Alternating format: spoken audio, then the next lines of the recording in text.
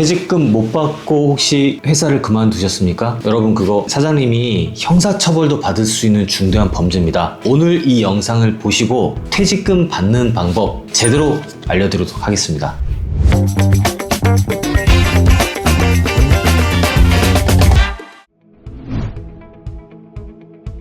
많이 오해들 하시는데요. 퇴직금은 정규지분을 받을 수 있다. 꼭 그렇지 않습니다. 아르바이트, 우리가 일용직이라고 불러주시는 분들 있죠? 그런 분들도 어느 요건을 충족하면 충분히 퇴직금을 받으실 수 있습니다. 그 요건이란 일주 15시간 이상 근무를 하시는 거고 1년 이상 근무를 하셨다면 다 해당이 되십니다.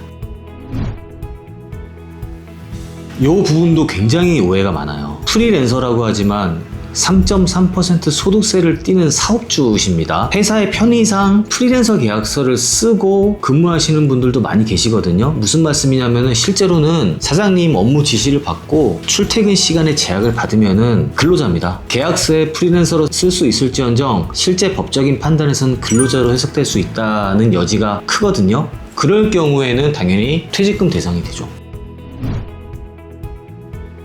여러 가지를 따져야 되겠지만 쉽게 말해서 사업주의 지배관리 지시를 받는다라고 하면은 말씀하신 출퇴근도 그렇고요, 시간도 그렇고, 그럴 경우에는 근로자로 해석될 여지가 굉장히 큽니다.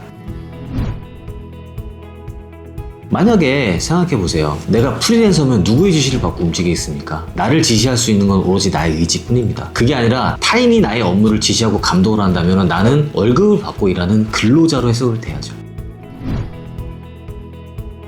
문제가 되실 수 있죠. 당연히 15일 이내 지급을 하셔야 되고요. 원칙은 만약에 편의상 다음 달 도래하는 월급 날짜에 주시겠다고 한다면 지연이자를 이제 붙여서 지급해 주시는 게 원칙이긴 한데요. 솔직히 그 근로자만 받아들일 수 있다면은, 문제 제기를 안 한다면은 뭐 그것도 그냥 넘어갈 수는 있다고 생각합니다. 원칙은 20일 날 그만두시고 15일이 지나면은 다음 달 월초 한 4월 뭐 5일, 6일 정도 되실 수 있잖아요. 그때까지는 받으셔야 됩니다. 근데 부득이하게 늦어질 경우에는 지연이자를 붙이셔서 양해를 구하고 주시면 되겠죠. 혹은 지연이자 없이 말 잘하셔도 됩니다. 합의만 하신다면 상관없습니다. 일단은 퇴직금을 안 주신다고 하시면 내가 여기에서 일하는 근로자라는 것부터 입증을 하셔야 되겠죠. 당연히 근로계약서는 최초에 어떤 회사에서 내가 일을 할 때 작성을 하고 당연히 교부받게 되어 있습니다. 근데 때에 따라서는 내가 잊어버릴 수도 있고 사업주가 지급을 안 하는 경우도 있습니다. 그렇다고 내가 입증을 못하는 건 아니에요. 예를 들어서 근무 스케줄표라던가 카카오톡 업무 지시사항, 문자, 업무 관련된 전화 녹음, 이런 것들도 충분히 내가 근로자로서 퇴직금을 받을 수 있는 자격이 된다라는 증거 자료로 활용될 수 있습니다.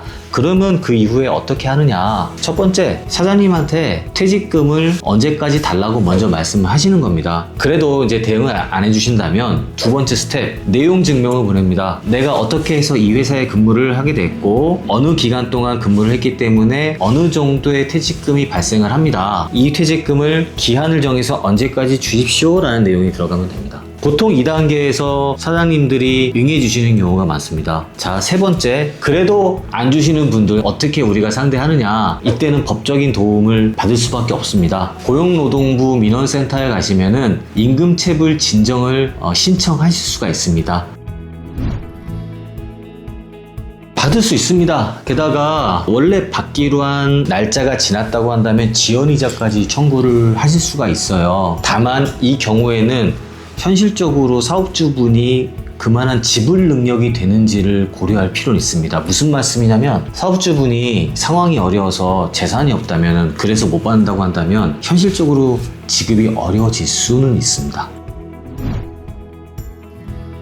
비슷하지만 조금 구분해서 봐야 됩니다. 그걸 우리가 대지급금이라고 합니다. 대지급금이란 사업장이 도산 등의 사유로 더 이상 사업을 진행하기 어렵다라고 인정을 받고 그로 인해서 퇴직금을 지급받지 못한 근로자가 비로소 국가에 그에 준하는 퇴직금 등의 금원을 받을 수 있는 절차 내용을 말하는 겁니다. 다만 그 경우에는 우리가 앞서 얘기했던 임금체불과는 조금 다른 절차를 거치게 됩니다. 당연히 형사처벌 대상입니다. 그래서 대부분 사업주가 노동청의 임금체불 진정 신청을 받게 되면은 대부분 합의를 통해서 문제를 해결하려고 노력을 많이 하십니다. 왜냐하면은 지급을 안 하시면은요, 벌금을 맞거나 감옥에 들어갈 수 있기 때문이에요. 차라리 누구한테 빌려서라도 그 돈을 갚는 게 더 현실적이지 않을까요?